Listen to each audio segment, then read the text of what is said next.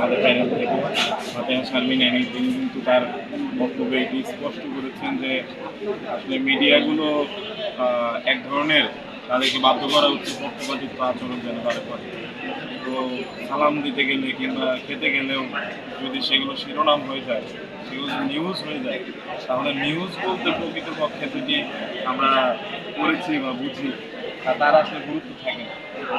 এবং একই সাথে এটার ফলে যেটি খারাপ ব্যাপার হচ্ছে এটি, আমরা যেমন যারা স্বতন্ত্র প্যানেল থেকে বা একেবারে একা একা নির্বাচন করছে তাদের জন্য যেমন একটি কষ্টসাধ্য ব্যাপার হয়ে দাঁড়াচ্ছে, এর বাইরে গিয়ে বলা যায় যে এই ধরনের নিউজের ফলে একেবারে জাতীয় যে নিউজের গুরুত্ব এবং অন্যান্য ক্যাম্পাসের যে সামগ্রিক অবস্থা সেটিও কিন্তু চিত্রিত হওয়ার সুযোগ পাচ্ছে না।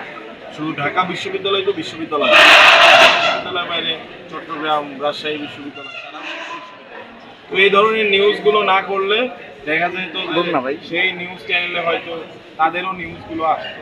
তো আমরা আমাদের জায়গা থেকে অনুরোধ করি ঢাকা বিশ্ববিদ্যালয়ের ছাত্র সংসদ ডাকসুর স্বার্থে এবং সারা বাংলাদেশের ছাত্র সমাজের কণ্ঠস্বর হওয়ার স্বার্থে প্রত্যেক নিউজ মিডিয়ার উচিত নিরপেক্ষ দায়িত্ব পালন করা।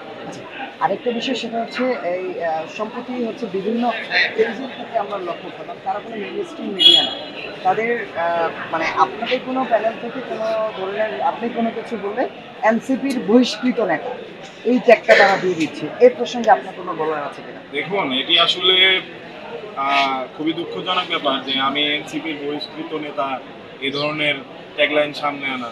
তো এনসিপির বহিষ্কৃত নেতা বলার মাধ্যমে কিন্তু আসলে যারা শিক্ষার্থীরা আছে তাদের কাছে একটি নেগেটিভ বার্তা চলে যাচ্ছে। সেই জায়গা থেকে আমি আসলে বলতে চাই যে যারা সংবাদ মাধ্যমে কাজ করে তাদের আরেকটু নিরপেক্ষভাবে বলা উচিত। আমার একাধিক পরিচয় আছে, আমি ঢাকা বিশ্ববিদ্যালয়ের শিক্ষার্থী, আমি আসন্ন ডাকসুতে একজন জিএস প্রার্থী, আমার প্যানেলের নাম আছে, আপনি তো সেটিও দিতে পারেন। এনসিপি থেকে কেন বহিষ্কৃত হয়েছে সেগুলো নিয়ে আপনারা ঘাটাঘাটি করতে পারেন, এনসিপির অফিসে গিয়ে আপনারা জিজ্ঞেস করতে পারেন কেন আমাকে বহিষ্কার করা হয়েছে। সবকিছু মিলিয়ে আসলে যারা প্রার্থী হয়েছে আমাদের মধ্যে একেবারে স্বতন্ত্র জায়গা থেকে তাদের চেনাশটা অনেক বেশি, কেননা মিডিয়া ফোকাস বলি কিংবা আমাদের কথাকে সামনে নেওয়া সেগুলো আসলে খুব বেশি হতে দেওয়া হচ্ছে না।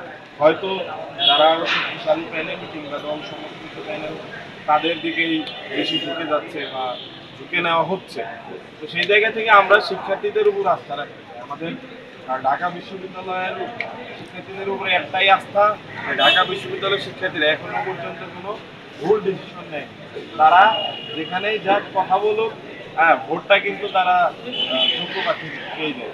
সেই জায়গা থেকে আমাদের সম্পূর্ণ আস্থা বিশ্বাস হলো শিক্ষার্থীদের উপরে, তারা ইনশাল্লাহ সঠিক সিদ্ধান্ত নেবে এবং বিগত সময় তাদের জন্য যারা কাজ করেছে তাদের পক্ষে তারা দায়ী। আরেকটা প্রশ্ন, সেটা হচ্ছে সর্বশেষ আমার প্রশ্ন, সেটা হচ্ছে যে আগে আমরা দেখতাম যে ৭১কে নিয়ে অনেক কথা হতো, এখন ২৪কে নিয়ে কথা হয়। আগে হচ্ছে ৭১ বিক্রি হতো, এখন অনেকে মনে করছে যে ৭১ এবং ২৪ দুইটাকেই বিক্রি করা হচ্ছে, আপনি কি মনে করেন? দেখুন, বিক্রি করলে আসলে কেনে কে, এটি আসলে একটি ভুল ধারণা। আসলে মানে নাম নিয়ে ফোকাসে থাকা। আমি বলি, আমি বৈষম্য বিরোধী ছাত্র আন্দোলনের একজন কেন্দ্রীয় সমন্বয়ক ছিলাম এবং আমি মাহিন সরকারের আজকে কথা বলছি, আজকে ডাকসু প্রার্থী হচ্ছি কিংবা আমি মিডিয়াতে আসছি, যতটুকু সবটুকুর অবদান কিন্তু এই ২৪কে কেন্দ্র করে। তার মানে আমি যখন কথা বলবো বা স্মরণ করব, আমি কিন্তু বারবার ২৪কে স্মরণ করতেই থাকবো। এখন ২৪কে আমার স্মরণ করার ক্ষেত্রে যদি কেউ বলে যে আসলে এটি সে জুলাইকে বিক্রি করছে, সেটি কিন্তু আসলে মারাত্মক অ্যালিগেশন। কারণ আমার পরিচয়ের অনেকেই মনে করছে অংশই ২৪। হ্যাঁ, এখন মনে করার পিছনে যে যৌক্তিক কারণ যতটুকু সেটি আমি বলি, সেটি হচ্ছে ২৪-এর গণ অভ্যুত্থানে অংশ নেওয়া অনেক ব্যক্তি বিভিন্ন সময় বিতর্কে জড়িয়েছে, তাদের বিরুদ্ধে দুর্নীতির অভিযোগ এসেছে এবং তাদের বিরুদ্ধে রাষ্ট্র কর্তৃক অনেক শাস্তিমূলক ব্যবস্থা নেওয়া হয়। তো আমি বলতে চাই, যতক্ষণ পর্যন্ত না এই জুলাই আন্দোলনে সক্রিয় অংশগ্রহণকারী কেউ বা কারো বিরুদ্ধে কোনো দুর্নীতি কিংবা নারী ঘটিত বা অন্য কোনো যে কোনো অ্যালিগেশন না আসবে, ততক্ষণ পর্যন্ত তাকে যেন অসম্মান না করা হয়। কারণ এর পাশাপাশি ৭১ এবং ২৪ দুইটাকে বাইনারি করারও চেষ্টা করা হচ্ছে। ৭১ এবং ২৪ তো বাইনারি না। আমরা তো বলেছি যে একাত্তরের বাংলায় বৈষম্যের ঠাঁই নাই। আমরা তো স্লোগান দিয়েছি যে একাত্তরের হাতিয়ার গর্জে ওঠা আরেকবার। তার মানে আমাদের যারা উত্তরসূরি ছিল, সরি, আমাদের পূর্ববর্তী যারা জেনারেশন, তাদের আমরা উত্তরসূরি হয়ে এসেছি। সেই জায়গা থেকে আমরা তাদেরকে স্মরণ করতে চাই, তাদের ধারাবাহিকতা আমরা বজায় রাখতে চাইছি। এখানে যারা বাইনারি করার চেষ্টা করে, এর মাধ্যমে একটি ইতিহাসের উপর ভর করে আরেকটি ইতিহাসকে মুছে দেওয়ার চেষ্টা করা হয়।